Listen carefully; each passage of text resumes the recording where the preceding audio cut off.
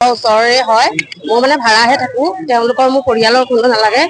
কিন্তু তেওঁক যিখিনি অত্যাচাৰ কৰি মাৰিছে মোৰ হাতত মৰিছে ছোৱালীজনী মই গুৱাহাটী জেমচিলে মই লগত লৈ গৈ মই ভৰ্তি কৰিছো তাত ডক্তৰে নেৰাখে ছোৱালীজনী তাৰপিছতে মই জোৰ জবস্তি ছাৰহঁতৰ ভৰিত ধৰি পেলাই তাত মই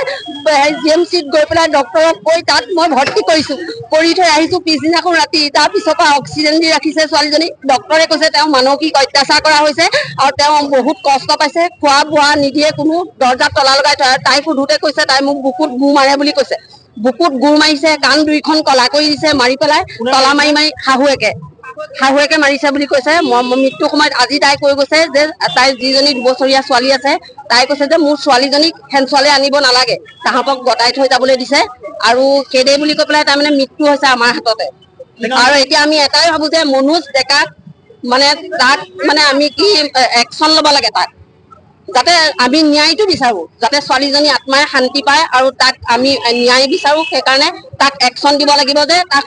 এনেকে এৰি দিলে নহব তাক শাস্তি পাবই লাগিব এয়া শাস্তি দিবই লাগিব তাক এনেকুৱা কৰিব লাগিব যে সি দ্বিতীয়বাৰ বিবাহ কৰিব নোৱাৰাকে শাস্তি দিব লাগিব আমি সেইটোৱে বিচাৰো আপোনালোকৰ ওচৰত Do not forget to like, share and subscribe to the Assam Tribune.